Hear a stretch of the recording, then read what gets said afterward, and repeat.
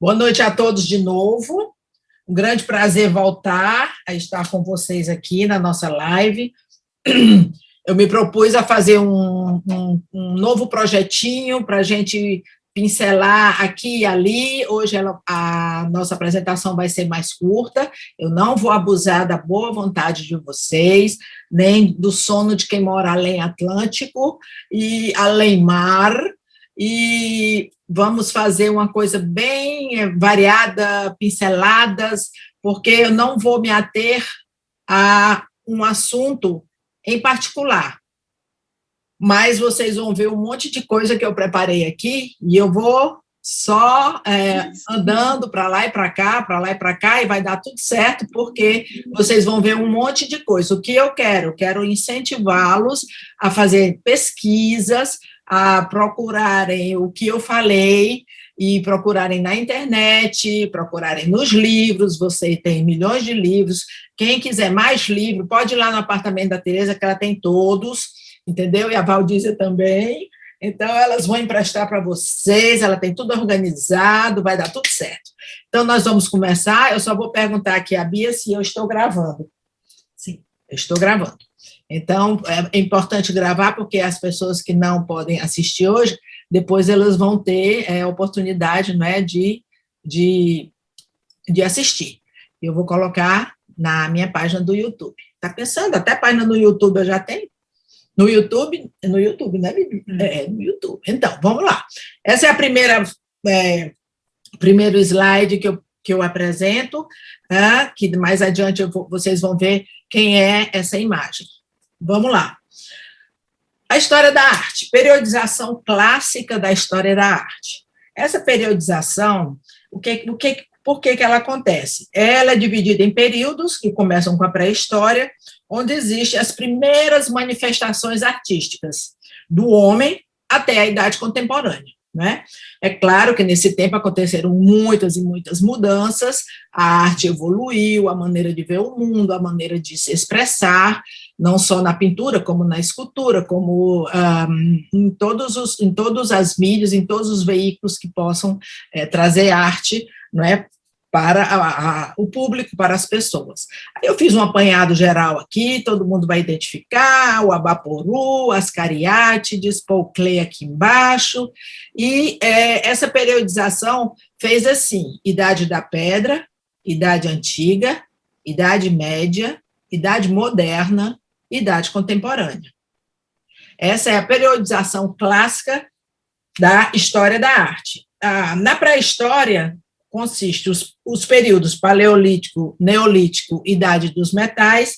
Na Idade Antiga, Mesopotâmia, Egito, Grécia e Roma. Na Idade Média, destaque para a arte céltica, para românica e gótica. Todo mundo já tem uma ideia do que é a românica e a gótica.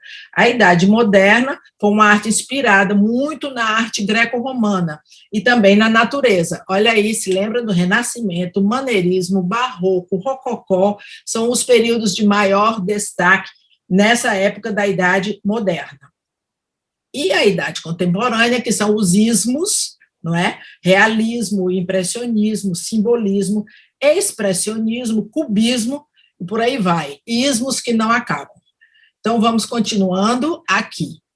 Vamos começar com a arte rupestre, que é o início de tudo, não é? Vou ler um pouquinho esses textos com vocês, e a gente vai começar a ficar mais familiarizado com a arte rupestre e onde estão os maiores sítios arqueológicos que podem ser visitados e aonde eles estão. Então, a arte rupestre é o nome da mais antiga representação artística da história do homem. Os mais antigos indícios dessa arte são datados do período Paleolítico Superior, cerca de 40 mil anos antes de Cristo, consistiu em pinturas e desenhos gravados em paredes e tetos das cavernas. Não é? Aqui, à esquerda, um exemplar do que eles desenhavam nas cavernas. Aqui, à direita, a caverna de Chauvet, que foi a primeira caverna que foi encontrado, onde foram encontrados as manifestações pré-históricas do homem pré-histórico do Paleolítico. Então, Caverna de Chauvet, na França, é a mais antiga, tá? Há cerca de 32 mil anos atrás. Então, esses homens tinham uma capacidade simbólica, intelectual e artística semelhante ao homem moderno, isso há entre 30 e 40 mil anos atrás. Mas será que os desbravadores dessas cavernas, que usavam como tela as paredes, né, para seus desenhos, eles tinham essa intenção de fazer arte?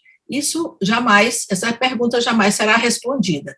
O que levava esses homens para dentro das cavernas, enfrentando perigos, escuro, animais ferozes, iam desenhar aqueles animais? Então, o que os levava a isso? Tem-se a ideia de que seria assim como uma magia, não é? Eles desenhavam com os pigmentos que eles encontravam na natureza, esses animais nas paredes, como se fossem as presas que eles iam pegar no momento da caça. E eu achei linda essa daqui à direita, que eu chamei de beijinho pré-histórico, é a primeira manifestação, talvez uma manifestação de intimidade entre dois seres humanos, essa aqui à direita, que é o beijinho pré-histórico.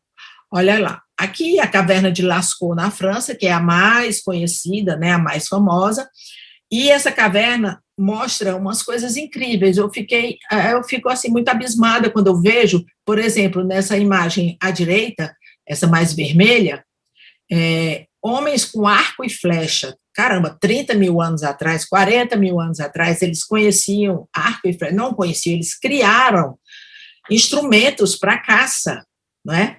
E isso é muito, muito, muito empolgante. Eu acho que os arqueólogos devem ficar loucos quando eles entram num lugar assim. Bom, aqui a caverna de Altamira, na Espanha, que também foi uma caverna que sofreu muito com a visitação maciça, sabe? Então, eles resolveram diminuir drasticamente a visita lá. Parece que agora só são, em vez de mais de 100 mil pessoas, agora 8 mil pessoas ano, exatamente para que não haja um comprometimento do microclima da caverna, nem que os desenhos sejam estragados. A arte rupestre no Brasil. Então, a arte rupestre no Brasil tem dois sites muito importantes, 2 lugares, né? Que é o sítio arqueológico da Serra da Capivara, no Piauí, considerado pela Unesco Patrimônio Cultural da Humanidade em 1991, e o segundo mais importante fica em Pernambuco, que é o Parque Nacional do Catimbau, que foi criado em 2002. São 2 sítios arqueológicos importantíssimos no panorama mundial. Então, nós temos esses 2 aqui, e eu queria falar um pouquinho mais sobre o da Capivara, porque eu sei que tem algumas pessoas aqui no grupo que já visitaram. Aqui 2 imagens dos 2 parques, da Capivara e do Catimbau. O Parque da Capivara está muito bem estruturado, as pessoas com quem eu falei realmente têm muito organizado, vocês estão vendo passarelas, não é? E tem guias locais muito bem treinados, uma loja com artigos lindos, como é que se chama aquilo? As peças, os utensílios gravados com os desenhos rupestres. Queria fazer uma homenagem a essa pessoa fantástica, que é a doutora Niede Guidon, grande defensora da criação do Parque da Serra da Capivara e da preservação da arte rupestre ali existente. Doutora Niede Guidon é brasileira, ela é filha de pai francês, e durante a Revolução de 64, ela se autoexilou na França, e lá ela fez o mestrado, doutorado. Quando ela finalmente quis voltar para o Brasil para trabalhar, ela entrou no Brasil de novo com o passaporte francês do pai, e ela se dedicou de corpo e alma ao Parque da Serra da Capivara. Então, aqui são imagens, e eu gostaria muito que vocês anotassem o nome da doutora Niede Guidon. Quem não a conhece ainda, que vá conhecer, porque é uma figura fantástica na nossa história, ela é viva, e ela trabalhou demais por esse parque, para que ele existisse, para que verbas viessem, para que ele finalmente fosse reconhecido dentro e fora do Brasil. Doutora Niede Guidon. Vamos agora abrir o nosso leque, não é? Na arte que segue o seu caminho. Então, temos aqui, eu fiz um perfilzinho do que está lá na antiguidade. A civilização nazca do Peru, arte mesopotâmica, arte egéia, não é? Do mar Egeu, da arte da Grécia, arte de Creta, também no Mediterrâneo, arte egípcia, importantíssima para o Ocidente, a arte pré-colombiana, aqui na América do Sul, a arte persa, a arte assíria e a arte da China antiga. Eu escolhi só 4 imagens para vocês verem. Essa, a Egeia à esquerda, são as bailarinas, dançarinas que eu acho fantásticas, maravilhosas, lindas. A arte pré-colombiana também super significativa. A arte chinesa, que eu vou falar um pouquinho mais sobre ela, e a arte egípcia, com a lei da frontalidade, né? A lei da frontalidade. Isso é muito interessante na arte egípcia. Aqui, então vamos lá. Na arte egípcia, nós temos características muito marcantes.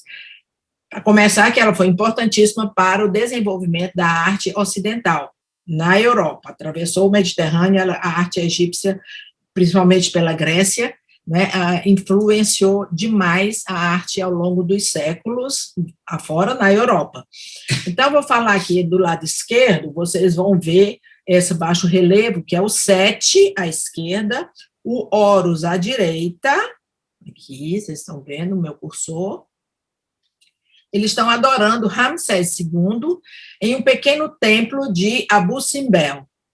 O deus Sete é mestre de trovões e relâmpagos, exerce seu poder nas terras do deserto, áreas áridas e locais, fora da planície do Líbano, do Nilo. Sete é um deus muito complexo. Os mitos sobre Sete o retratam como ambicioso, intrigante, manipulador e com foco no assassinato do seu irmão Osíris. Antes de falar da Nefertiti, vamos falar um pouquinho sobre a lei da frontalidade, que vocês veem que todos, quando a gente vê os desenhos egípcios, sejam eles pinturas, esculturas, escultura não, mas baixo relevo sim, e eles estão sempre de perfil, o rosto de perfil, as pernas e o tronco de frente. Por que isso? Porque a gente pensa que talvez seja a ingenuidade do desenhista ou do artista. Não, isso não tem nada a ver. Então, a análise que eles fazem é que, apesar de ser assim muito estranho e peculiar, os egípcios faziam essas representações muito especificamente das figuras humanas, não é? A lei da frontalidade funda-se no princípio de valorizar o aspecto que mais caracteriza cada elemento do corpo humano. Por exemplo, o desenho de perfil do rosto é mostrado ao máximo. De frente, se resume a um oval, o rosto de perfil, o olho é representado aberto, de frente, não é? E por esse aspecto ele é muito revelador. O tórax também apresenta-se de frente, as pernas e os pés vê-se de perfil, e você só vê o dedão do pé, ou seja, a parte, né, que está de perfil. Vamos agora falar da Nefertiti, que foi a rainha da 18ª dinastia do Antigo Egito. Ela viveu entre 1380 e 1345 a.C., e era conhecida como a esposa principal do faraó Amenhotep IV, também conhecido como Akhenaton. A Nefertiti, a história dela é fantástica, porque ela foi uma rainha, junto com seu esposo, muito importantes, porque eles criaram uma religião monoteísta no Egito naquela época. Então, eles só tinham um deus, que era o disco solar, que se chamava Aton. Por isso que mais tarde o marido, né, o faraó, ficou conhecido como Akhenaton. E o que mais que ela fez? Essa religião, e foi uma época de maior prosperidade no Egito, né, na história do Egito, do Vale do Nilo. Esse busto, que está no Museu de Berlim, lá no Neues Museu, ele tem 50 centímetros de altura, e eu tive o privilégio de ver esse busto, foi uma das coisas mais lindas e emocionantes que eu vi de arte antiga. Ele foi encontrado em 1912, lá no Egito, num bairro, lá em Amarna, o nome da cidade, no bairro sul. E que mais? Uma coisa interessante, que o olho dela, ele é considerado um trabalho inacabado. Esse olho dela, que não tem pupila, os arqueólogos, os pesquisadores na época acharam que era porque ele tinha sido roubado uma pedra preciosa, tinha sido danificado, alguma coisa assim.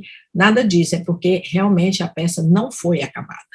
Mas ela é de uma perfeição, ela é de uma beleza tão grande que esse olho, juro que não fez nem falta. Ela é linda, e por aí a gente pode ver de verdade os adereços que ela usava, os colares, a pele, o rosto, a sobrancelha, tudo nessa estátua é maravilhosa, tudo é de encantar, é de emocionar. Bom, vamos passear um pouquinho agora pela China, rapidamente na China. A caligrafia chinesa, essa à esquerda, é escrita durante a dinastia Sung pelo profeta Mifu. E a caligrafia na China é uma arte milenar importantíssima. Você vê aqui embaixo, essa é uma pintura em seda, né, com caracteres descritivos do objeto ilustrado. Sempre que tem um objeto, seja uma montanha, um caminho, uma estrada, uma pessoa, tem todas essas explicações e esses selos, né, que são os selos do artista, de quem encomendou, do proprietário. Muito interessante a caligrafia. Para a gente, assim, a gente acha caligrafia é uma coisa, sei lá, de repente, não é aquela arte que você aprecia, que a gente aprecia aqui no Ocidente, porém, lá tem uma importância enorme. Aqui também, outra coisa que eu tive o privilégio de conhecer, também muito emocionante para mim, foi esse exército de terracota de Xi'an. O exército de terracota de Xi'an são esses soldados, milhares de soldados, não tem um que seja igual ao outro. Vocês imaginam isso? Não tem um soldadinho desse, um chefe, um militar, um soldado raso, um coronel, o que for, que seja igual ao outro. E olha o tamanho, a extensão dessa tumba desse rei.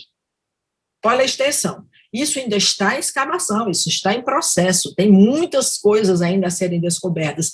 Cavalos gigantescos, em tamanho normal, em tamanho de verdade de um cavalo.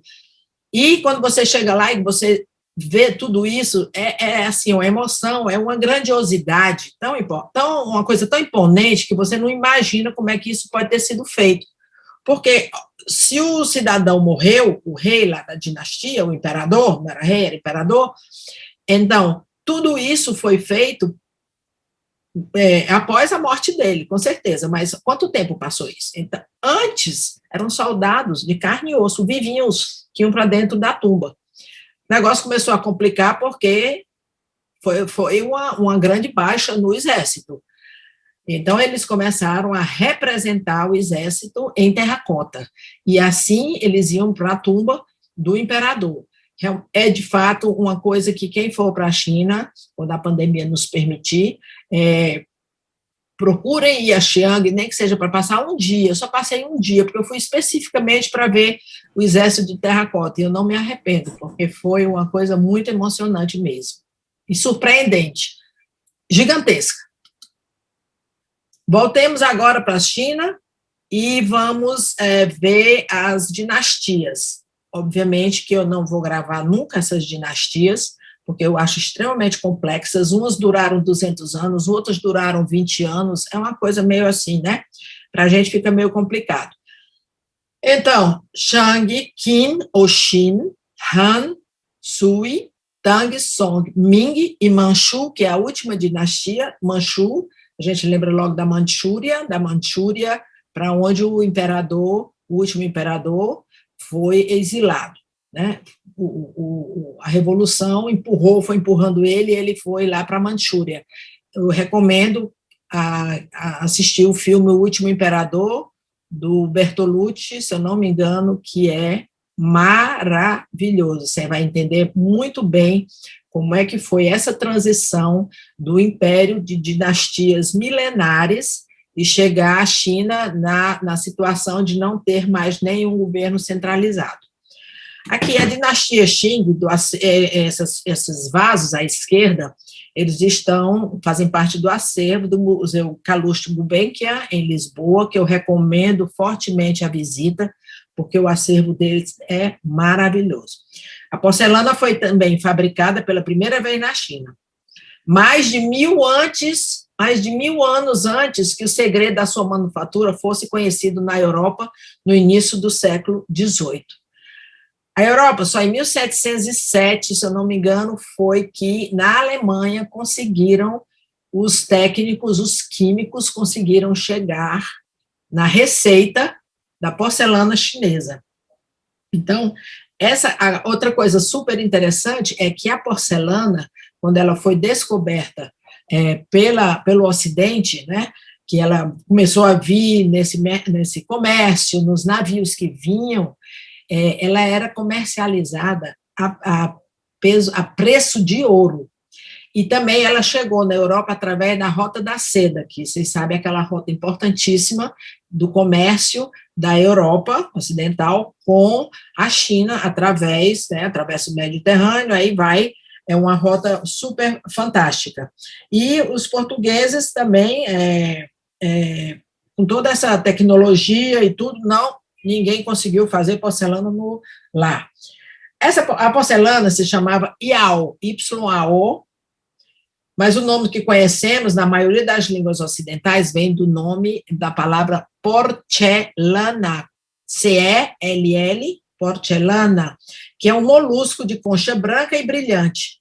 Esse nome foi adotado pelo viajante Marco Polo, não é?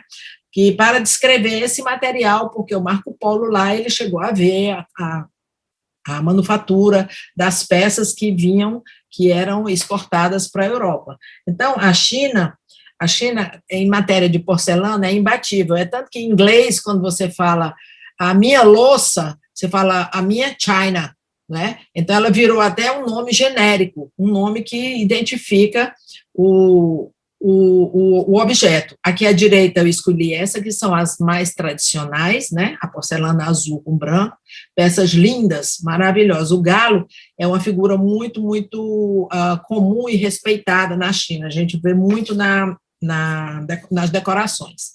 Bom, agora nós vamos chegar. Eu não prometi a vocês que eu ia viajar na Grécia, então vamos para a Grécia. Enquanto vocês vão lendo um pouquinho aí, eu vou tomar a minha água.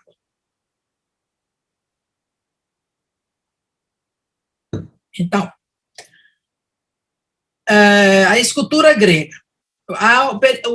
A Grécia teve vários períodos, a gente vai ver período arcaico, período geométrico, período helenista, período clássico, e houve uma evolução, né? Uma evolução em toda a manifestação artística grega, e foi extremamente importante para a cultura, para as artes plásticas, as artes visuais da Europa. Demais. Ou seja, se foi para a Europa, obviamente o mundo ocidental todo bebeu dessa fonte, né? Obviamente a Grécia é apontada como o berço da civilização ocidental. E a Grécia Antiga marcou profundamente o modo como encaramos e reproduzimos a arte, a cultura e até as relações humanas, né? As relações humanas, as relações sociais, as relações políticas, tudo isso, quem não já ouviu falar da ágora grega, dos filósofos gregos, dos encontros, das conversas, dos sofistas, né? Da retórica grega, do teatro grego. Então, tudo isso a gente vai escutando ao longo dos séculos e vai absorvendo. Então, é muito, muito, muito importante a gente saber disso. Então, agora, o que vocês vão se lembrar do Renascimento? Vocês vão lembrar que o Renascimento deu muito valor ao antropocentrismo, não é? Ao racionalismo. Lembra, né? Daquela época que a gente viu isso. E, obviamente, o foco também naquilo que é o belo, naquilo que é harmonioso, né? E essas manifestações foram múltiplas. Por conta da sua ligação com o intelecto, o artista grego priorizava o racionalismo. Nós vimos isso lá no Renascimento italiano, naquelas outras aulas. Ele esculpia imagens humanas em busca da beleza, em busca da perfeição, né? Em busca das medidas perfeitas. Agora voltamos aqui ao nosso slide para ver esses dois grupos escultóricos que eu escolhi. Esse da esquerda, né, são esculturas masculinas, desnudas, que são chamadas couros, que significa homem jovem. Os olhos ainda lembram muito a arte, né, a arte dos egípcios, e uma influência da Mesopotâmia, e eles são muito rígidos, eles não têm ainda aquela maleabilidade do corpo, né, aquela fluidez que depois os escultores gregos atingiram, não é? É a forma de construir o cabelo. Vocês olharem para o cabelo dos bichinhos aqui, e vou dizer o nome deles não é fácil, vou até ler. Eles são os irmãozinhos, pronto, agora eu encontrei o nome dos bonitinhos, Cleobis e Biton, bonitinho, né? O Cleobis e o Biton são exemplos da figura humana no período arcaico, não é? Período arcaico. Eles são, como vocês viram, rígidos, o material dele é um material mais bruto, não é? E essa arte que surgiu lá no Oriente Médio, né, foi uma das últimas artes a serem manifestadas na Europa Ocidental, na Idade Média, principalmente. Por quê? Porque era uma arte muito sensual, ela descobria o corpo, não é? Então, por conta da força da igreja, a força da religião, a arte da escultura foi um pouco deixada de lado lá na arte ocidental, lá na Idade Média. E vamos ver agora o que eu quero mostrar com esses dois conjuntos, entendeu? Então, vamos lá, o mais antigo, né, eu já falei, a simetria perfeita, equilibrada dos dois lados do corpo, esse aqui. E do lado de cá, o Hermes com o infante Dionísio, também conhecido como Hermes de Olímpia. É um grupo escultórico em mármore, representando o deus grego Hermes, né, que é o mensageiro, com o deus Dionísio, criança. E ele é tradicionalmente atribuída ao escultor Praxíteles. Agora, tem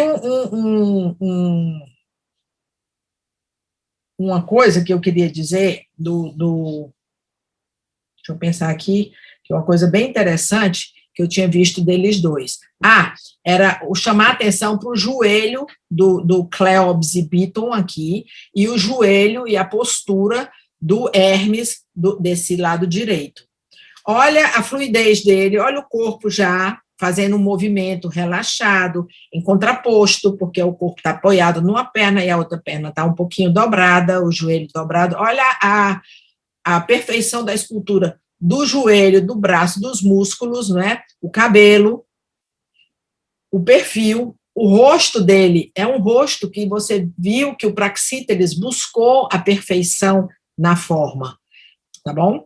Então, tudo isso é muito importante para a gente ver que, embora a busca seja pela perfeição, obviamente não existe o corpo perfeito, não existe o corpo perfeito, porém, existe sempre a insistência na perfeição, na busca da perfeição.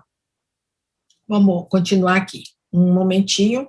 Esse aqui, que eu escolhi, são dois temas. Essa à esquerda, que é a Vênus Calipídia, viu, Dani? Essa é a Vênus Calipídia, que já é uma expressão também da perfeição, o corpo dela, esse tecido que escorre chama-se panejamento, olha só, olha o cabelo, é uma perfeição na forma, realmente uma coisa que você não pode imaginar, como há tantos anos, tanto tempo, isso foi, eles chegaram a essa essa perfeição e quais os instrumentos que eles usavam para que isso se mantivesse por tanto tempo em tão perfeito estado. Obviamente, muitas se quebraram, muitas se estragaram, foram restauradas, porém, a gente pode conhecer ainda muita coisa vinda da Grécia, não é? Agora, aqui à direita, é o que nós vemos? As 3 ordens das colunas gregas. Essas ordens influenciaram o mundo inteiro, copiou isso. Até se você for para a Bolsa de Valores de Nova York, você vai ver uma coluna dessa. O Renascimento, as igrejas do Renascimento, as igrejas italianas, todas, tudo isso foi extremamente influenciado pelas ordens gregas, né, pelo estilo e pela harmonia na construção, nas construções e na criação da arquitetura, da escultura, da pintura, de tudo, né? Atrás de mim, vocês vão ver aqui, tem um templo muito lindo, que é um templo na Itália, mas eu coloquei essa imagem, porque na próxima live eu vou mostrar a influência da Grécia, lá na Itália, na Magna Grécia, que é exatamente a região do sul da Itália, pegando a Sicília, vocês se lembram de Ravenna, né, que também sofreu a influência bizantina. Então, vamos ler aqui um pouquinho do texto. Por conta da sua ligação com o intelecto, o artista grego priorizava o racionalismo e esculpia imagens humanas em busca da perfeição. À direita, a perfeição das colunas gregas, não é? Que não, dispensam qualquer apresentação formal, porque isso a gente vê em todo lugar. Outra coisa, prestem atenção, as dóricas, essa primeira à esquerda, as jônicas, tem sempre essa voluta, e as coríntias, que são as mais enfeitadas, as mais elaboradas, né? E também uma coisa que é muito interessante que eu vi, qual é a diferença entre essas colunas, né? Como é que chama? O diâmetro de uma delas é diferente. O diâmetro da Corinthians, se eu não me engano, não me deixe mentir, 12 vezes a altura, 12 vezes o diâmetro. E as jônicas, a altura da jônica, você vê que é bem mais baixa, né? Ela é 9 vezes o diâmetro. Se eu não me lembro se é a jônica ou se é a dórica, eu não sei, uma das duas, mas as proporções, eles eram fissurados em proporção. E que isso é muito interessante. Aqui a gente vai ver o quê? Os períodos da arte grega, que eu falei, o geométrico, o arcaico, o clássico e o helenístico, né? Então, o período clássico e o helenístico foram muito, muito, muito importantes. Muito importantes, que foram os períodos, as obras que mais ficaram para a gente, né? Que a gente mais pode ver hoje em dia, e que também influenciaram muito os trabalhos no Ocidente, né? Aqui eu escolhi o Discóbulo, também uma homenagem às Olimpíadas, né? Que estão aí. O Discóbulo é uma estátua do escultor grego Miron, que representa um atleta momentos antes de lançar um disco.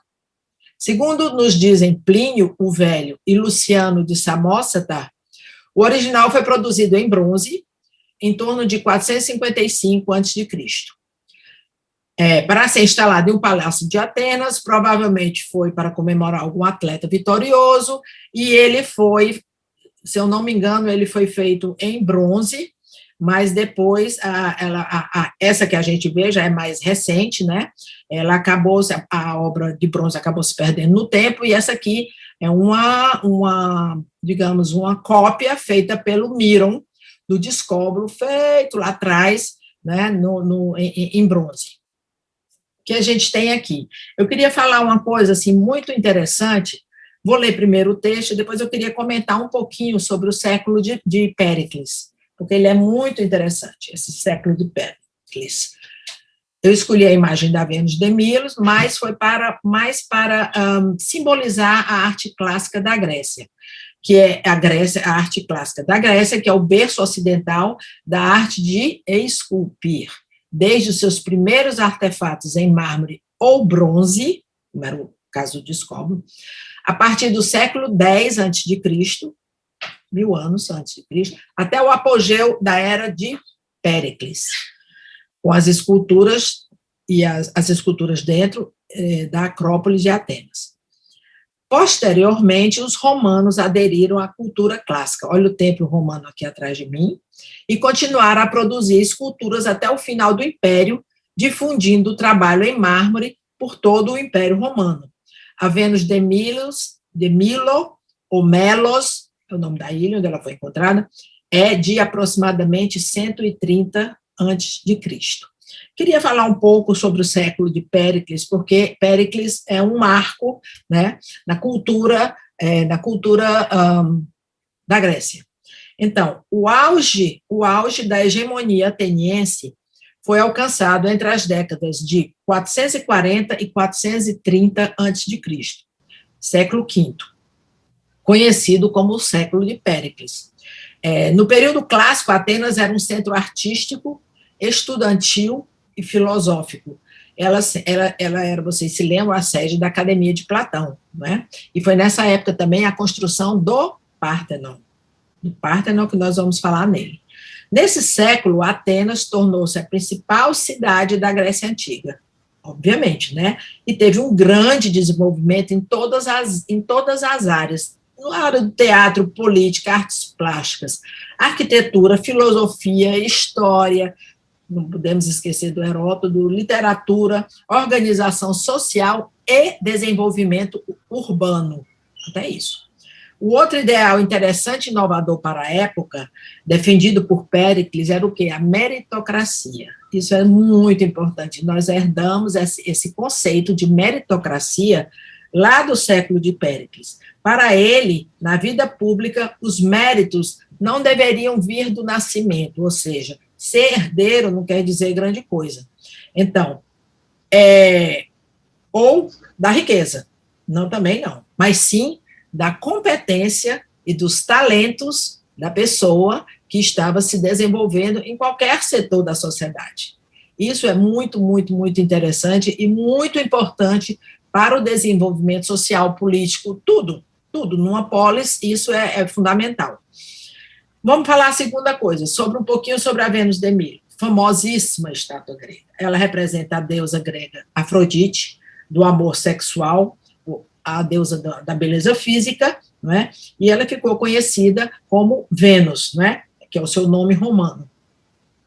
É uma escultura de mármore, cerca de 130 a.C., como eu falei, e acha-se que ela é uma obra de Alexandros de Antioquia. Alexandros de Antioquia, ou Antioquia, 130 a.C. Vênus de Milo foi encontrada na ilha de Milo em 1820, por um camponês. O explorador francês pediu ao embaixador de Constantinopla, embaixador francês em Constantinopla, para levá-la à França, para expô-la no Museu do Louvre. E eu acho que desde então nunca mais ela voltou, porque a gente nunca ouviu falar da Vênus de Milo ou em outro pedestal, em outra posição que não fosse dentro do Louvre, não é? O que se sabe, com base em outras estátuas similares feitas na época, é a posição do braço direito, estendido para baixo, segurando as vestes. Enquanto que o braço esquerdo, a hipótese mais aceita entre os historiadores, é que estivesse segurando uma maçã na altura dos olhos. Não é? A Vênus e a maçã, tal, a história, o pombo da discórdia e tudo mais. Então, essa é a história da Vênus de Milo, que é uma estátua conhecida no mundo inteiro, é um padrão de beleza, não é? E todo mundo que vai para o Louvre quer ver a Mona Lisa, quer ver a Vênus de Milo e a Vitória de Samotrácia, que é uma coisa também inesquecível e emocionante. E agora? Sim, falando só um pouquinho aqui agora, que eu vou falar do Laocoonte, que é esse grupo escultórico dramático, né? Eu queria falar um pouquinho sobre a civilização helenística, porque ele ele é um produto da civilização helenística. Por isso que é importante falar. Eu vou ler o texto, mas depois eu vou me ater um pouquinho na civilização helenística, tá bom? Então, vão lendo aí, que eu vou dar aqui o meu golinho de água. Então, vamos lá. Dentre as muitas obras belas e fascinantes do período helenístico, que o período helenístico legou à humanidade, o conjunto escultórico Laocoonte e seus filhos, com certeza, é um dos mais comoventes. A força dessa obra de arte, produzida num dos períodos de maior florescimento artístico na Grécia, vai desde seu tema até a extrema habilidade dos artistas na representação da tragédia vivida pelo sacerdote Laocoonte. Bom, agora eu vou falar só um pouquinho aqui sobre a civilização helenística a gente viu agora que o Laocoonte é um produto, é um fruto dessa civilização helenística, essa da Grécia, né?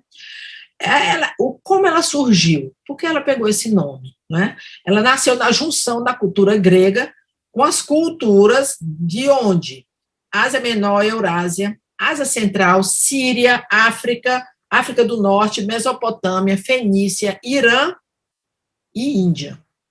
Por que tanto lugar? Por que tudo isso? Porque Alexandre o Grande, porque o grande conquistador, ele foi passando, ele foi conquistando, ele foi deixando o seu selo, mas também ele foi absorvendo a cultura local.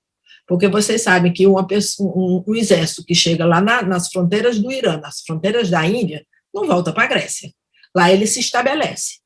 Lá ele faz família, lá ele absorve os costumes locais, não é? A cultura local, mas também ele leva a cultura que ele trouxe lá do país dele. E quanto tempo isso durou? Assim, nesse período foi um marco, né, o domínio da cultura grega e o surgimento da civilização romana naquela época. Então, quanto tempo isso durou? Durou entre 323 a.C., que é a morte do Alexandre, até a anexação da Grécia e suas ilhas pelo Império Romano, por Roma, não é, em 146 a.C. Foi todo esse período helenístico que, com esse mix de lugares longínquos e de civilizações exóticas, não é, se formou a civilização helenista. Então, isso se chama uma fusão da cultura grega, a cultura grega, com o Oriente. Fusão, não esqueçam disso. Helenista, obviamente o nome vem de Helena, a gente se lembra logo de Helena de Troia e tal, mas dessa época vem quem? Laocoonte, vem a Vênus de Milo e vem a Vitória de Samotrácia. Todas essas obras importantíssimas estão ligadas à civilização helenística. E a gente sabe que o Laocoonte, esse aí, ele está onde? Está lá no Museu do Vaticano, né, Rita? A Rita matou a charada na hora que eu mandei para ela. Vou falar um pouquinho sobre o Laocoonte, quem foi ele e por que ele ficou tão famoso. Ela é uma das mais famosas, né? Ela foi escavada em Roma em 1506, né? Colocada em exibição pública lá no Vaticano, onde ela permanece até hoje no Museu do Vaticano. Mas também vocês vão pensar, lá na Uffizi eu já vi essa daí. Sim, na Uffizi, naquele corredor comprido lá das janelas, tem uma réplica do Laocoonte, lá no fundo, é verdade. E ela é extremamente expressiva. Vamos lá, quem foram os escultores do Laocoonte? Agexandro, Atenodoro e Polidoro. Foram 3. Então, o que eu queria chamar a atenção também de uma coisa que eu acho muito interessante, essa visão desesperada, essa situação desesperadora dele, não é, do sacerdote. E quem é esse Laocoonte? Ele aparece na Eneida, de Virgílio, né? Ele aparece na Ilíada, de Homero, e ele é um homem, um sacerdote natural de Troia. E ele fez uma advertência aos seus compatriotas. Olha só. Não aceitem o cavalo de madeira, presente dos gregos, ou seremos todos destruídos. ele fez esse aviso, né? Ele disse, não aceitem o cavalo de madeira. Sacerdotes e adivinhos são fundamentais na mitologia grega. Vocês se lembram da Cassandra, não é? E eles estabelecem essa ligação do passado com o futuro, com o presente, né? Mas voltemos ao Laocoonte. O que aconteceu, né? Com a sua advertência, ele não apenas chegou perto de frustrar todo o plano do exército grego, mas também ele desafiou os deuses. Desafiou os deuses, meu filho, não tem para onde correr. Então, o que aconteceu? Os deuses não deixaram barato, né? Não deixaram barato. Por quê? Desafiou os deuses, castigo vem. Então, qual foi o castigo dele? Ele foi atacado por essas serpentes malignas enviadas pelo Poseidon, né, o deus dos mares. Em algumas versões do mito dizem que é o Poseidon. E essas serpentes marinhas, atacaram Laocoonte, o sacerdote desobediente, e os seus 2 filhos, Antífanes e Timbreu. 2 filhos, que você vê aqui os 2 rapazes já sofrendo, enroscados nas serpentes. E essa é uma história terrível, né, da crueldade dos deuses olímpicos, é uma verdadeira cena de terror. Né? Presume-se que a escultura tenha sido encomendada pelo imperador Tito, no ano 70, vocês se lembram, Tito, que destruiu o templo de Jerusalém, se lembrem bem, filho do Vespasiano. Na primeira metade do século, exatamente no ano 70, ele destruiu o templo de Jerusalém e foi a grande diáspora dos judeus, mas isso aí é outra história. E executada pelos escultores em Rhodes, esses 3 que eu falei, Atenodoro, Polidoro e Agexandro. A partir de quê? Do original em bronze. Sempre o original na Grécia é em bronze, e aí depois vem as cópias né, em mármore. Isso já feito no século II a.C., tá bom? Agora, o que eu queria chamar a atenção sobre a forma do Laocoonte? Lembra que a gente falou do barroco, a gente fez aquele encontro sobre o barroco? E aí, o que a gente viu no barroco? Nós vimos uma presença forte de uma linha diagonal, tá bom? Então, siga o meu cursor, olha a linha diagonal aqui. Incrível, né? Essa linha diagonal, que está presente na imagem do Laocoonte, para mim, é assim, quase como uma precursora do barroco, que o barroco tem todo o drama, o barroco tem todo o desespero, ele retrata muito cenas de angústia, de luta, de cenas de angústia psicológica, e o barroco tem umas características bem interessantes e bem marcantes, e a linha diagonal é uma delas, e a gente viu isso lá na live do barroco. E eu vejo, quando eu olho para o Laocoonte, eu vejo essa linha diagonal, né? Eu vejo esse drama e essa expressão de dor, essa expressão de terror, que era muito comum lá na frente, depois do Renascimento, o barroco. Se lembram do barroco? Vocês se lembram de Caravaggio? Vocês se lembram do Bernini, né? Todos eles grandes representantes do barroco italiano. Então, vocês gostaram da Laocoonte? Ninguém está lendo nada. A Bia aqui está muito frustrada, porque parece que não... a Bia não está me dizendo. Eu vou dar uma pausazinha aqui, antes de entrar nos templos gregos, para saber o que a turma falou. Vou abrir aqui o bate-papo. A Cheteca comentou sobre o Poseidon, estava ao lado dos gregos na Guerra de Troia, por isso ele puniu Laocoonte. E também acho que o grego clássico está para o Renascimento como o helenístico está para o Barroco. Perfeito. E aí a Lúcia falou em algum momento da fala que foi doado o prêmio que ele havia ganho para viabilizar um parque, que ela achou admirável. Que tem a ver com o parque que foi... A doutora Nied, né? Lá da doutora Nied. Ela doou o prêmio. E também foi feito um comentário sobre a Vênus, se essa Vênus já é helenística. Eu acho que foi a Vênus anterior à Vênus de Milo. A Vênus Calipídia. A Vênus Calipídia. Não tem, não, eu acho que não, porque a Vênus Calipídia, na verdade, ela é romana. Ela não é grega. Ela é romana com altíssima influência grega, né? Mas eu tenho uma história uma história com a Vênus Calipídia que algumas amigas minhas sabem, e por isso que eu escolhi essa imagem, assim, quase como uma homenagem a uma amiga que já partiu. E falou-se aqui que o Exército da Terracota é maravilhoso. Sim. E a Daniela comentou que o Tito que terminou a construção do Coliseu. Exatamente, o Tito, aquele que eu falei, que foi o filho do Vespasiano que o substituiu, não é, no poder no Império Romano no ano 70. No ano 70, ele veio lá, ele mandou destruir o templo, Roma, e 10 anos depois ele concluiu o Coliseu. Vamos lá, o que mais? O parque hoje da Capivara está semi-fechado por conta de falta de dinheiro. Isso é uma coisa... a Gorete falou isso, ela foi lá, e isso é uma coisa para a gente lamentar muito, lamentar demais. O que aqui a Silvia Helena diz, a coluna do Ricardo seria 6 vezes o seu diâmetro. Do Ricardo, eu não entendi o Ricardo. A Jônica é considerada feminina, no seu diâmetro é de 8 vezes. Coluna dórica, não é o Ricardo, é a dórica.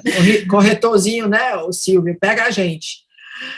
Aqui na Chapada dos Veadeiros, em Goiás, também temos desenhos rupestres de 6.000 anos. Elizabeth Mada, minha comadre, está dizendo isso.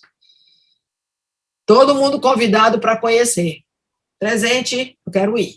Mas primeiro, Beth, comadre, vem de Brasília para a gente ir lá na Capivara. Capaz dela já conhecer, porque ela conhece todas essas coisas maravilhosas do Brasil. E mais alguma coisa, Bibi? Não. Por enquanto é isso. Por enquanto é isso. Ok, então vou fechar aqui o bate-papo e vamos continuar para os templos gregos. Templos gregos. Harmonia e beleza. Óbvio, né? Esses templos gregos, a gente fica cada vez mais deslumbrada, não só na Grécia, mas se você for para a Itália, para a Magna Grécia, e eu escolhi um aqui em especial, esse embaixo à esquerda, com essa capelinha amarela. Quero ver quem vai matar a charada, quem vai conhecer, quem vai reconhecer e me dizer onde é que é isso. Olha aquele castelo lá atrás, bem atrás das colunas do templo, as colunas coríntias, e essa igrejinha com essa pintura amarela. Bora lá, quem vai matar a charada? Évora! Muito bem, garotas! Minha turma é quente. É isso aí. Évora, sim, olha aí, olha a presença do Império Romano em Évora, em Portugal, na Portugália, entendeu? Muito, muito bom. E aqui, então, a gente vai ver esses 3 exemplos que eu escolhi, o Pártenon, lá em cima, na Acrópole, né? As cidades normalmente construíam seu templo mais importante em cima de uma colina que se chamava Acrópolis. Por favor, Dani, Acrópole, quer me dizer o que é? Ligue o microfone. Tem 3 segundos para falar. 1, 2, 3. Acrópole, acro é alto, polis, cidade, né? Então, isso. Olha aí, Dani. Vai nessa. Bora, pessoal. Vamos interagir. Pronto,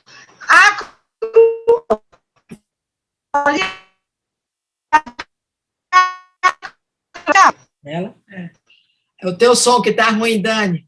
Cidade alta. Sim. Exatamente. A polis, a cidade, e acro, que quer dizer alta. Obrigada pela participação. Obrigada pela participação.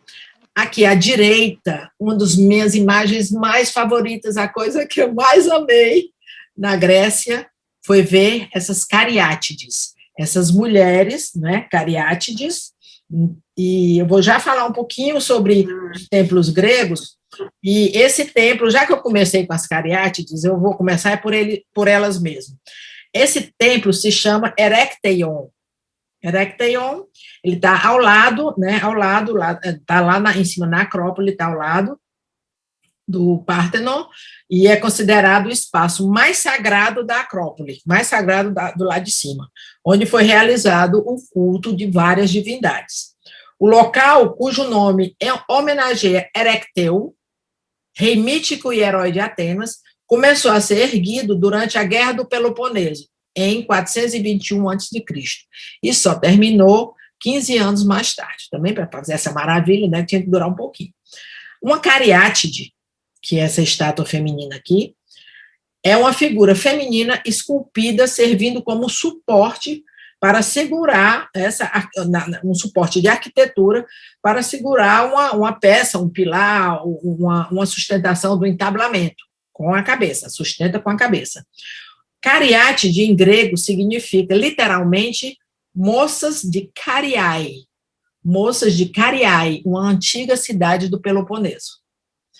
Denominam-se Atlantes. Quem são os Atlantes? Os homens, né? Aquela figura masculina, maçuda e tudo, figuras esculpidas, eles estão ou com o pé no chão, ou semi-ajoelhados, e eles seguram os templos e os tetos dos edifícios, por exemplo, como é o caso aqui da Cariátide e o entablamento, tá bom? Vamos agora falar um pouquinho aqui do templo grego, baseado em cálculos e proporções perfeitas e influenciados pela mitologia. A arquitetura grega dá muita e principalmente atenção aos templos. Os templos eram locais concebidos para os deuses e onde eram encontradas esculturas arquitetônicas que representavam os deuses. Por exemplo, dentro do Partenon, dedicada à deusa Atenas, que era, entre aspas, a padroeira da cidade, então tinha a imagem, a escultura lá dentro, gigantesca dela, de 12 metros de altura, coberta de ouro e marfim. Obviamente, foi saqueado e não sobrou foi nada. Então, o Partenon é o suprassumo da harmonia, da beleza e da perfeição das medidas, não é? Além dos templos, destacavam-se também as construções de teatros.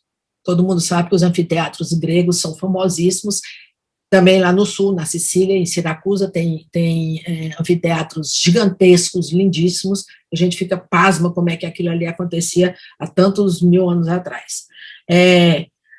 Os templos também foram utilizados como locais de eventos, de cerimônias políticas e religiosas, não é? Eram locais de convívio social, diferente do templo judaico, que era um local de liturgia, um local religioso, especialmente religioso, não é?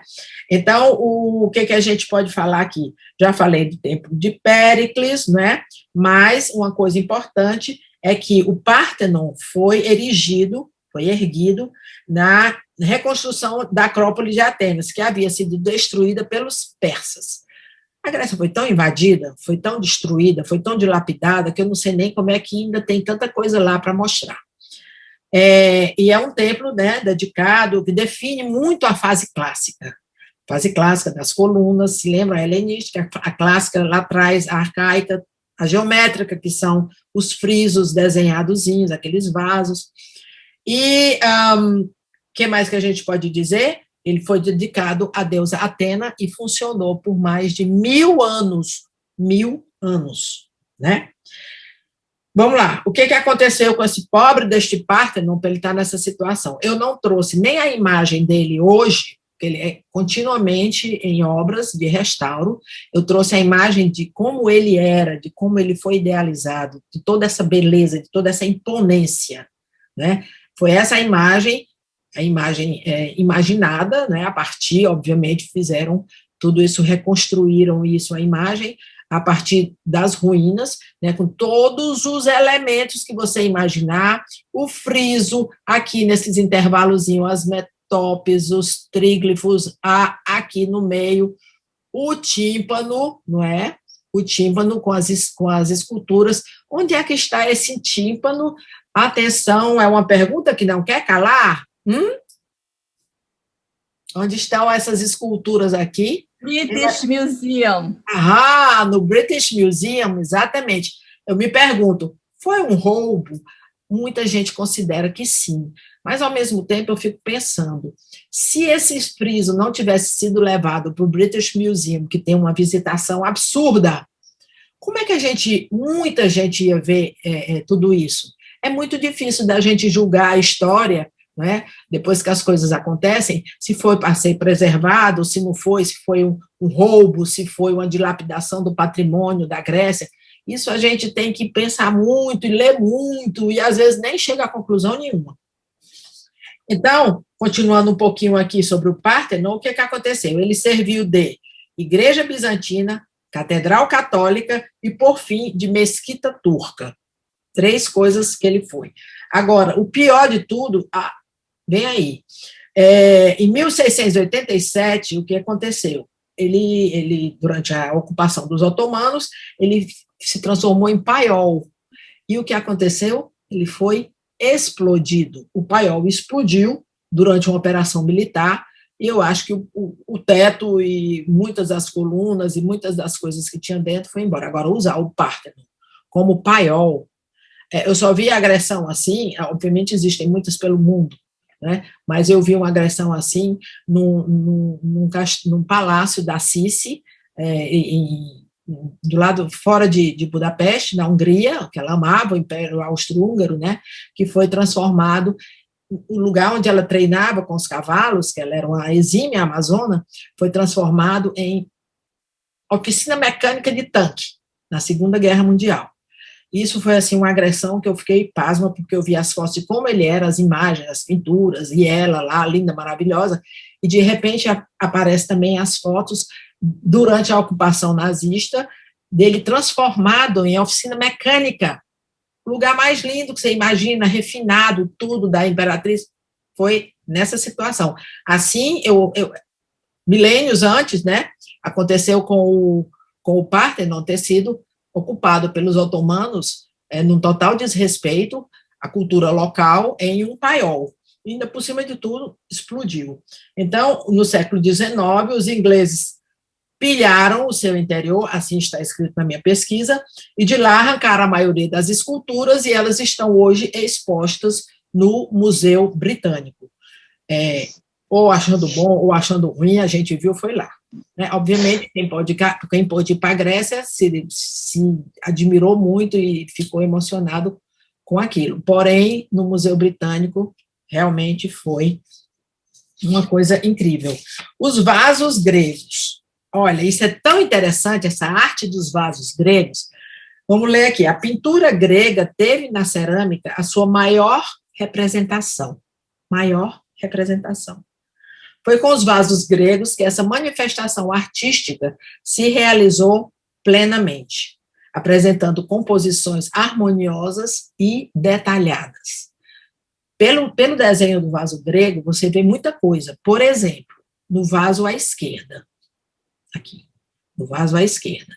Uma cena absolutamente doméstica, normal, uma pessoa tocando uma flauta, uma moça tocando uma flauta, e uma garota dançando. A lei da frontalidade, você está identificando na garota, ela está com a cabeça de perfil, né, os braços em perfil, e o corpo, o torso dela está todo de frente e as pernas de perfil. A gente vê a roupa, a fluidez da roupa dela, né, a fluidez da roupa da moça que está sentada na cadeira, e a gente aí vê, nesse tempo, os hábitos, a vestimenta, né? Como é que elas se vestiam. Olha aqui, 2 coisas importantes nesse vaso, esse friso aqui em cima e esse friso aqui embaixo. Vocês se lembram do período geométrico? Pois é, o período geométrico foi anterior a essas imagens, mas já com os frisos. Aqui à direita tem uma outra representação bem mais antiga do que o da esquerda, com frisos riquíssimos, riquíssimos. Aqui são uma ânfora, né, que ela tem duas asinhas. Esses vasos gregos, a função deles era condicionar azeite, vinho, água, cereais. Não era para botar florzinha, não, né? Negócio de florzinha veio depois. Então, eles eram para isso. E outra coisa, a Bia está rindo de mim. E aí a outra coisa, olha a diferença. As ânforas tinham duas alças. Aqui, essa aqui é uma ânfora, com duas alças. Agora tem um que tem um nomezinho bem safadinho, chamado lécitos. Lécitos eram vasos também, mas eles eram diferentes. Aquele que tem, assim, só uma alça, um gargalo bem fino, e ele era usado para os óleos perfumados, né? Só tem uma alça e tudo isso, ele é um cilindro bem delgado. E também era usado para vasos funerários. Funerários porque levavam o azeite, os perfumes, né? Tudo isso. Lécitos. Atenção, depois eu vou tomar o ponto. O que é a ilustração? Cenas históricas e geométricas, ou geométricas, como é o caso aqui dos frisos, né? Que eram as faixas decorativas. As figuras negras em fundo vermelho ou negro, ou amarelo, no caso, talvez porque desbotou, né? E as figuras vermelhas em fundo negro. Então, eu escolhi essas duas, que são invertidas, vocês estão vendo, né? Aqui um guerreiro, aqui à direita tem um guerreiro, alguém está se despedindo, e aqui do lado uma cena mais doméstica, tá bom? Agora vem uma coisa muito, muito, muito, muito interessante. Chegaram a alguma conclusão sobre esse desenho?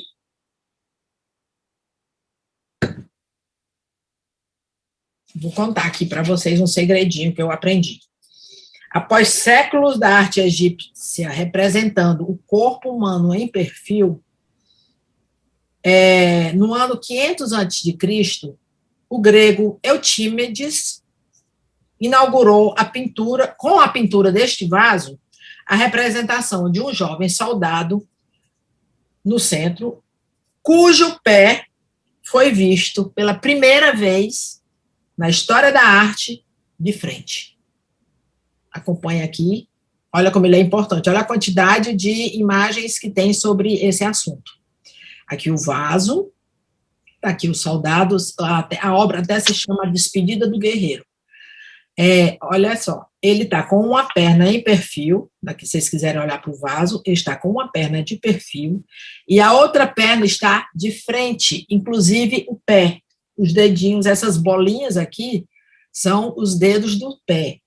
O escudo dele aqui está de perfil, as duas pessoas que estão ao lado dele, talvez o pai, o sacerdote, estão de perfil, e ele, pela primeira vez, o Eutímedes teve esse tchum, e desenhou o pezinho dele de frente.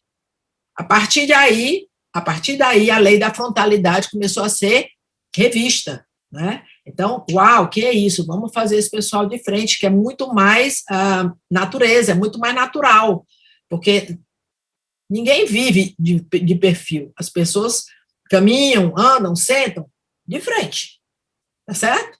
Então, eu achei isso aí super, hiper interessante. Aí, nós vamos agora para a penúltima.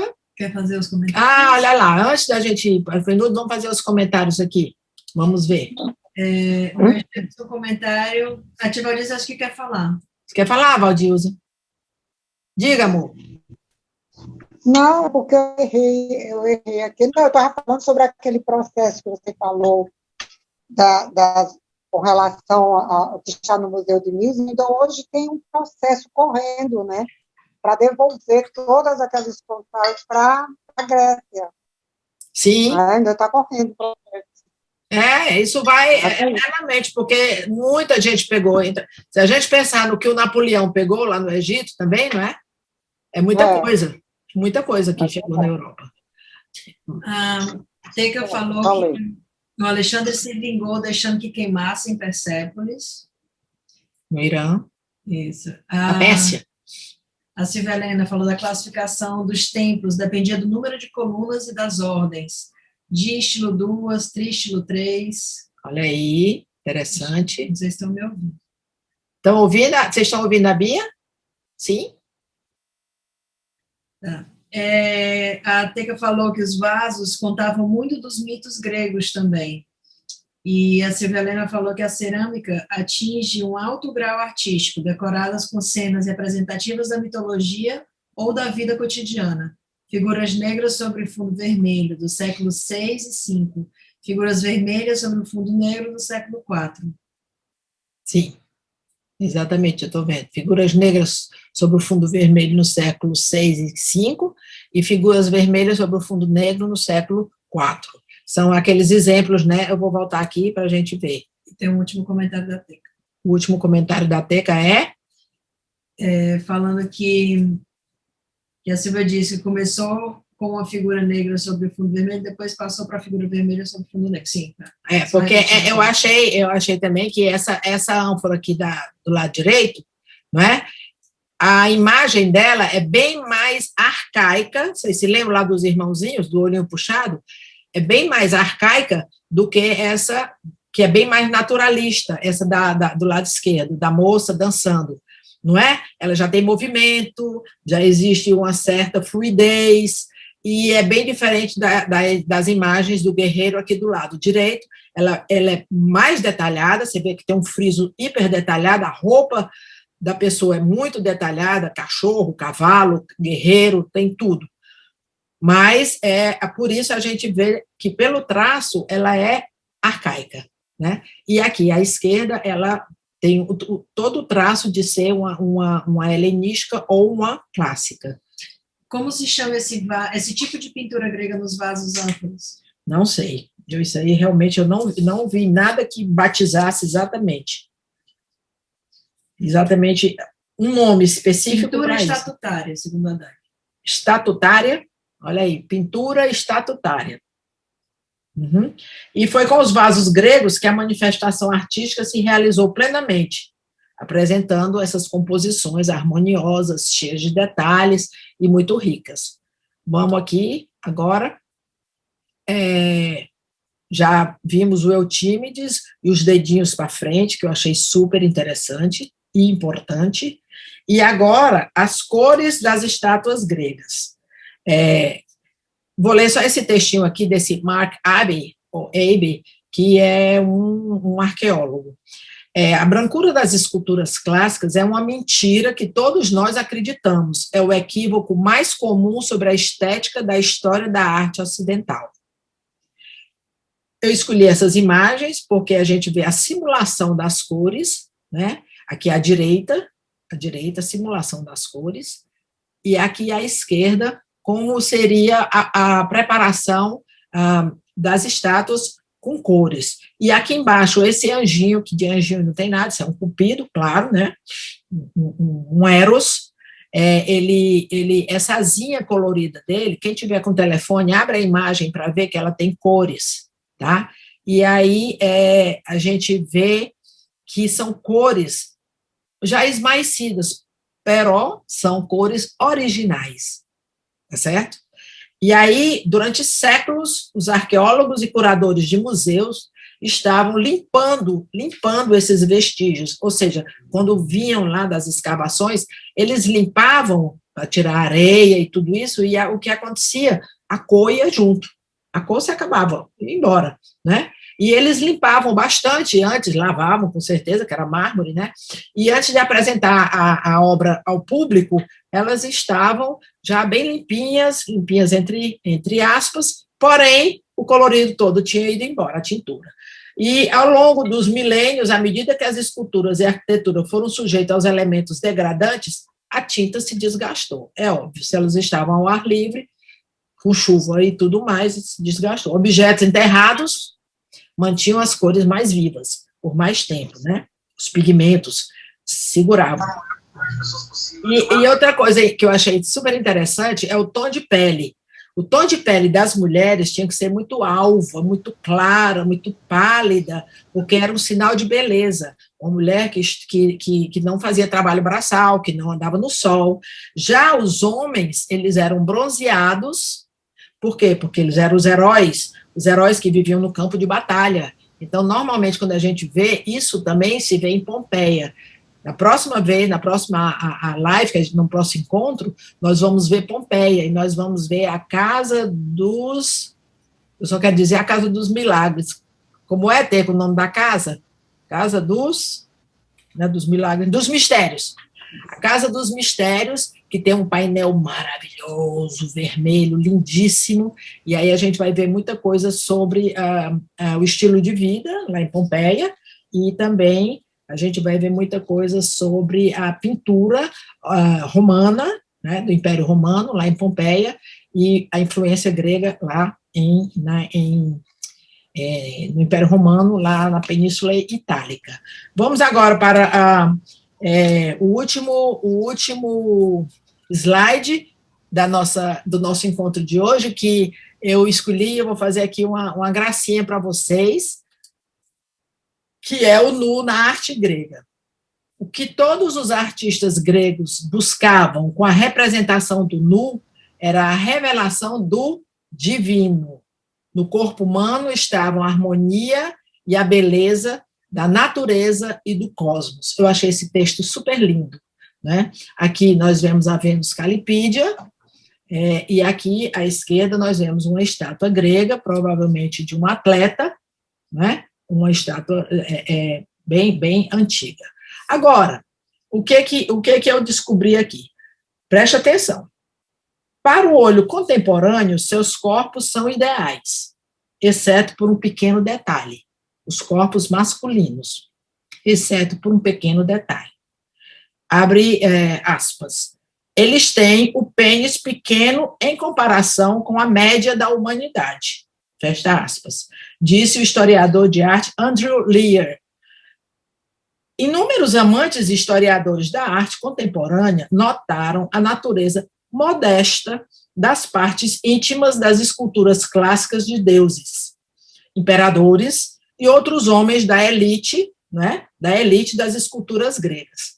Os membros pequenos parecem estar em desacordo com os corpos maciços e personalidades miticamente de importância que eles representavam.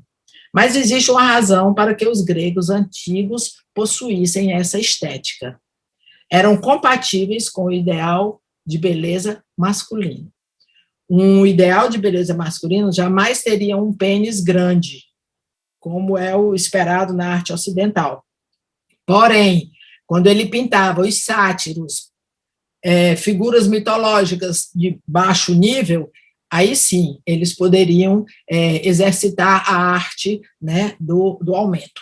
Agora, o nu, o que todos os artistas buscavam, como eu disse, era essa relação, essa revelação do divino, entendeu? A Vênus Calipídia, que eu acho que ela é lindíssima, maravilhosa, e só tem um detalhe nessa Vênus. Quando ela foi encontrada, ela não tinha cabeça. E a cabeça foi colocada depois. Aí dá para ver bem direitinho aqui uma emendinha nela, né? E essa cabeça, a posição que ela foi colocada, olhando para trás. Por quê? Ela está olhando para as próprias nádegas, não é? Vênus Calipígia. Quer dizer o quê? A Vênus das belas nádegas. Então, se nos homens o gosto ocidental foi um pouco, né, recluso, a Vênus, o nu feminino, foi muito elogiado para os padrões ocidentais. A Vênus Calipídia está aí para dizer e para mostrar toda essa beleza que nós apreciamos. Eu espero que vocês tenham gostado e cenas do próximo encontro, que temos ainda muitas maravilhas a descobrir neste mundo. Uma frase do Oscar Wilde: a vida é curta, mas a arte é infinita. E é mesmo, né? Então, eu vou só dar um gostinho para vocês, porque eu estou fazendo muito esforço, que eu quero na próxima semana, na próxima quinta-feira, encontrar com vocês aqui, e eu vou mostrar a arquitetura na Roma Antiga, Panteão, vou falar um pouco sobre o Panteão, a construção dele, e algumas coisitas mais. Vou falar a influência da arte grega na arte romana aqui na escultura, a Nike. Todo mundo sabe que Nike significa vitória, né? Daí vem o nome Nike, e daí também vem o nome Nice, cidade de Nice, lá no sul da França, que também era Nike, e ficou Nice, não é? Mas na época do Império Romano ela foi batizada de Nike.